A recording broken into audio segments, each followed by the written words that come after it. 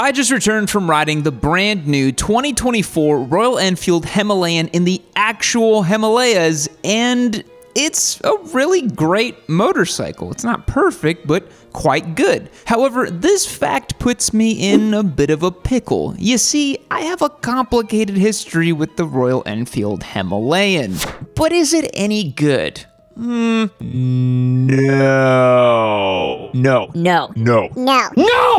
God, please, no! Oh boy, time to eat crow, huh? Before I get into all the pros and cons of this all-new, liquid-cooled, higher horsepower, tech-laden baby adventure bike, let's rewind the clock to understand how this whole saga unfolded. It began roughly 3 years ago with a tongue-in-cheek video I posted describing the original Himalayan as anemic, underwhelming, and woefully ill-equipped to take on the competition. If you haven't seen it, it's a meme video where I try and succeeded in ruffling some feathers. I rewatched this infamous video so I could get back up to speed with what I thought of the original one before riding the new one, and man, it doesn't take a genius to figure out that that video got ratioed. It was not only diehard Indians who were patriotically supporting Royal Enfield in the comments, but also the legion of nerds, very cool and normal riders who emphatically decried that I am a double-digit IQ sport bike enthusiast who could never appreciate the subtlety of the Himalayan. They told me it was a charming little donkey of a motorcycle, reminiscent of a simpler time in motorcycling, yet they begrudgingly agreed that it had low quantities and qualities of performance, but it was a cheap, dependable, and approachable motorcycle that anyone could ride. A bike in which owners gleefully carved this message into their foreheads: it's greater than the sum of its parts. Cliche, but maybe true. Never mind that a used Japanese dual sport trounced it in every way. The pugilistic drama was set. Our characters were cast. The Himalayan, a ragtag, lovable scamp of motorcycle in one corner, and I, the villainous yammy noob who only enjoyed Turbo Hayabusas and Daytonas, in the other corner. Do you want to know the worst part, or perhaps best part of all? I've never ridden the original Himalayan. Sorry everyone, I made memes without riding the bike. Welcome to the internet. Is it your first time here? Meanwhile, I went on with my life. I didn't think much about the Himalayan. I had no idea that Royal Enfield had taken notice and placed me firmly in the frenemy list. This was confirmed when they invited me to test the Super Meteor 650 earlier this year, and I met the Royal Enfield team. I realized that creating a YouTube video that received 450,000 views actually has real-world consequences, but I'm happy to report the C-suite folks at Royal Enfield actually really like me. Imagine that. When I received an email to test the brand new bike, I knew my final dance with the Himalayan was destiny. I packed my bags, trekked for days through airports, connecting flights, taxis, layovers to reach my destination of Manali in the Himachal Pradesh region in India. Situated at the base of a truly mind-boggling region of mountains called the Himalayas, it was the perfect place to try a dual-purpose bike like the Himalayan because it was designed and tested in, you guessed it, the Himalayas. Come on, it says it right there on the tin. To the average motorcycle enthusiast, Royal Enfield's growth and relentless global expansion may not be apparent. The only reason they were able to dramatically redesign a cash cow like the Himalayan was because of all those greenbacks. Let me give you some context. In 2016, Royal Enfield sold 40,000 motorcycles in the calendar year, but in 2022, Royal Enfield sold 40,000 motorcycles per month. That kind of growth and cash on hand allows you to reinvest and make some very interesting strategic decisions. One quality I respect about Royal Enfield is that they are absolutely obsessed with motorcycles and they don't rest on their laurels. In speaking to the entire team behind the Himalayan, it's clear that these people adore two wheels. Royal Enfield reinvested all those profits and started making better and more diverse motorcycles. The new Himalayan is the culmination of that work. When you look up close at the all-new Himalayan, you'd be forgiven for thinking it cannot be a Royal Enfield. How did this company evolve 30 years in the span of 5 in terms of build quality and design? It's like they went from 720p at 24 frames a second to 4K at 240 frames per second in one generation. It's truly astonishing. The star of the show is the all-new 452cc Sherpa engine. It's liquid-cooled single-cylinder dual overhead cams featuring 4 valves making 40 horsepower and approximately 29 foot-pounds of torque. It's a first for Royal Enfield in many ways. It's also been heavily tuned and designed around bottom-end power, but I'll detail if that's the case when I tell you how it rides. Spoiler, not really. You can spin the new unit all the way to 9,000 RPM if you'd like, and it's undeniable it is a better engine in every way, shape, and form over the old unit. The frame is all new too, 2. It's a steel tubular unit that utilizes the engine as a stressed member. Yes, you heard me correctly, no more cradle frame. That frame also features a removable subframe as well. Most notably, the engine is very low and lean forward in the bike, giving it very favorable handling characteristics off-road. Bumps and undulations are handled by a 43mm separate function Showa fork at the front with no adjustability and 7.9 inches of travel. And out back, you have a linkage type Showa shock with preload adjustability and 7.9 inches of travel as well. The whole bike weighs around 432 pounds, fully loaded and ready to ride. It has a slightly larger fuel tank now, which allows you to go longer. The bike now has a little over of 9 inches of ground clearance, giving it some serious trail chops. The new Himalayan also has an entirely new dash that looks world class. It's bright, easy to read, and configurable. The key feature they seem to be most proud of is the Tripper navigation system that leverages Google Maps to allow for on-the-bike navigation. This adds to the whole globe-trotter vibe of the bike. You get a 21-inch front end with a 90/90 aspect up front, and out back it's a 17-inch with a 140/80 aspect tire, perfect for adventures and speccing in your preferred rubber. The new Himalayan comes equipped with the Seat Dual Sport tires. For what it's worth, they performed admirably well, but I'll tell you more about how it rides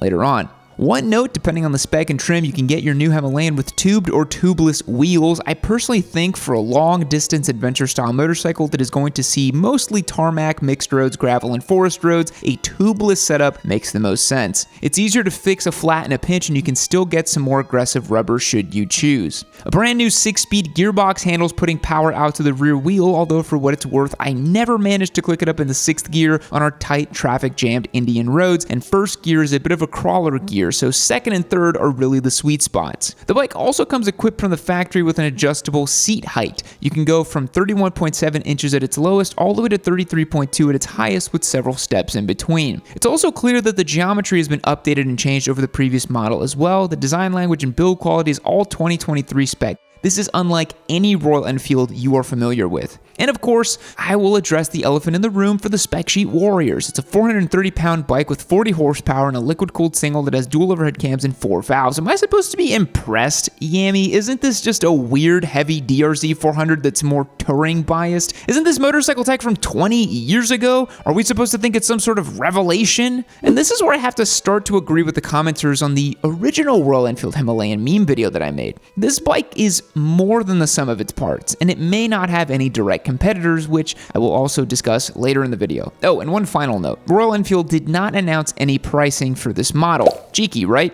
We're estimating it will cost between $62.99 and $69.99 in the US market, but no one knows for sure. But now I'm sure you're wondering, what's it like to ride?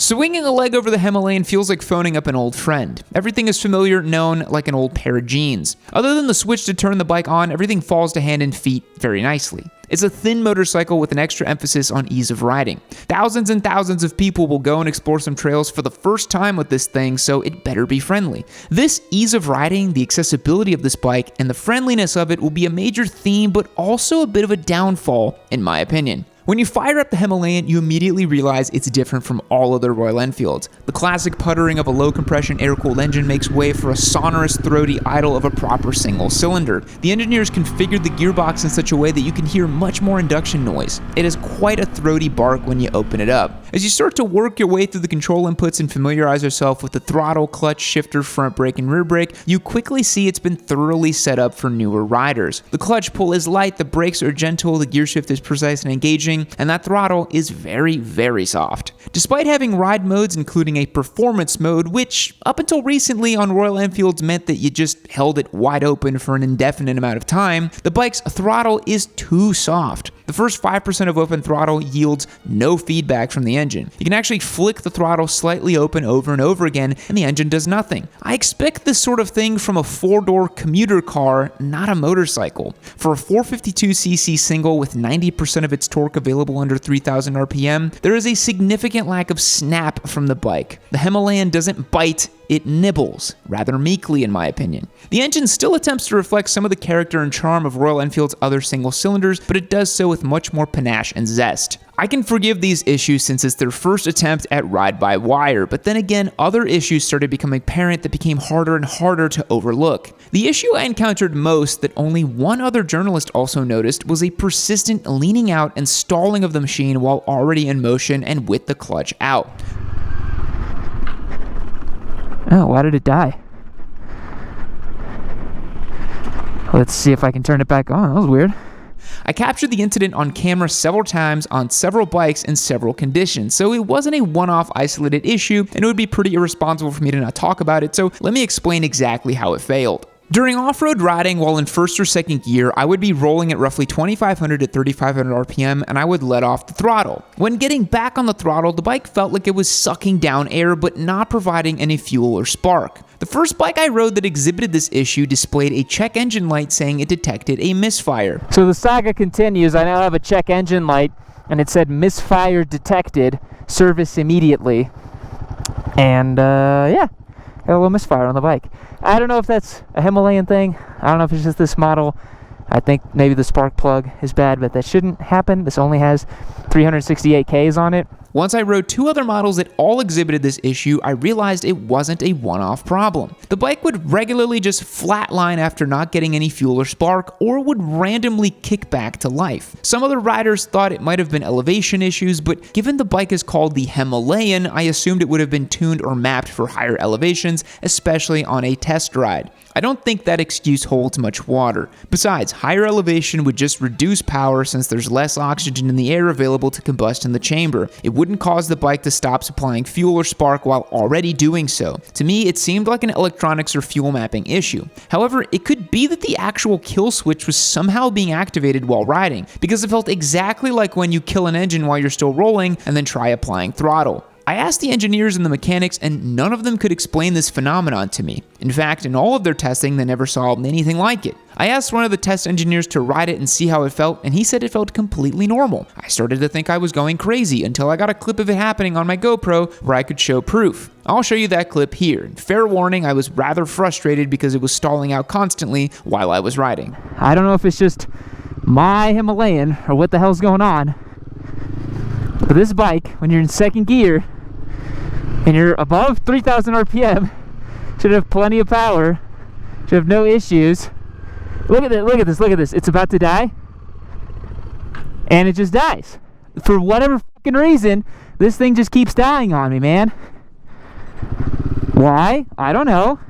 This is obviously not good, and it's possible it's just a pre-production model issue, but this ultra lean condition installing is unacceptable. My fingers are crossed that this won't be an issue on the finalized production model, and since no other journalist other than me and one guy saw it, maybe it's not an issue. The handling and frame of this new Himalayan is really where it shines. Side to side on tarmac or with the foot out on mixed off-road conditions, the Himalayan is ridiculously sure-footed. It goes about its business in a very Japanese or European motorcycle way, and I mean this as a huge compliment. This is a world-class bike. When you're hustling it through corners, it wants to party. Our group is full of ex-racers, off-road maniacs, and general ding-dongs, so we were tearing it up on those Indian roads, and I'll be damned if the Himalayan wasn't all game for it. Off-road, it's pretty excellent as well. The weight balance means that once you're moving, it suddenly feels as if it's lost about 50 to 75 pounds. I never once bottomed out to show a fork on the rear end, was compliant no matter how fast I dared to throw the bike at off-road obstacles. It is vastly over-capable for its intended audience, and that is a good thing. A really big miss in my opinion is the lack of cruise control. CF Moto is packaging cruise control on bikes costing less than $7,000 MSRP now, and since Royal Enfield packaged ride-by-wire technology on this bike, I think it should have included cruise control. Which leads me back to the throttle. The main connection to a rider has to a motorcycle is that throttle, and when that connection is muted, not compliant, or generally not what the rider is expecting, it colors the experience in a very negative way. I don't think Royal Enfield should have put ride-by-wire on this motorcycle. The ride modes do virtually nothing, and with 40 horsepower, you don't need to tame the power. They should have kept a cable throttle, kept the cost down, and kept the feeling high. But the Himalayan loves to crush miles, even without cruise control. With a super comfortable seat, easy ergonomics, and a huge range, this is accessible adventure touring at its finest. If you're looking for a transcontinental, no-frills adventure bike, this bike should be on the top of your list, especially considering the price, assuming it's going to be close to what we think it will be. So, where does this bike find its way in the world? You have things like the KTM 390 Adventure or the BMW G310 GS or even the CRF 300L Rally, which is a little bit different. Perhaps a Versys X300 or maybe even a CB 500X. The Himalayan cuts a bit of a different path to all of those. It's not as light or as capable as a 300 Rally, a bike that I regularly recommend to beginners. It has more tech than all of these motorcycles while having an ultra-friendly and approachable nature. It has plenty of horsepower and torque for the segment, even if that power doesn't feel accessible due to that neutered throttle. The Himalayan is, as it was before, its own motorcycle. And despite stiff competition from the Japanese or European manufacturers, this is a bike that holds its own in the conversation. There's no more excuses. You don't have to say, it's dog slow, but it's charming, or it's a dinosaur, but it's really fun to ride. The all-new Royal Enfield Himalayan is a gigantic step forward for the company. The frame and engine will likely spawn a multitude of different models and variants. Maybe we'll get a sport-oriented 450 to compete with Triumph's new Speed 400. Time will tell. But the team at Royal Enfield has every right to be pleased with this project, and I can definitely say that the new Himalayan does not, in fact, suck. In a cosmic sort of way, Royal Enfield's goals actually align with ours here at Yami Noob. We're both trying to get more people onto wheels in an approachable way. I think no matter what you feel about me, Royal Enfield, or even the Himalayan, if you love motorcycles, it's hard to argue with that goal. Thanks for watching the video today, everyone. I hope you enjoyed it. Let me know what you think about the all-new Himalayan, and thank you to Royal Enfield for taking a chance on your sweet Papa Yam. We'll catch you in the next one. See you later. Oh, I love being here inside of the warm embryonic fluid of Valentino Rossi. Me and him just sharing foods together. Maybe he's gonna eat some pizza or some pasta here in the hills of Tvulia. But you know where else it's nice and warm and cozy is this next episode of Yami Noob. You can click on right over here. I'd love for you to watch it. But anyways, I'm gonna stay here hanging out. Me and him might go onto the track later, but I'll catch you guys later.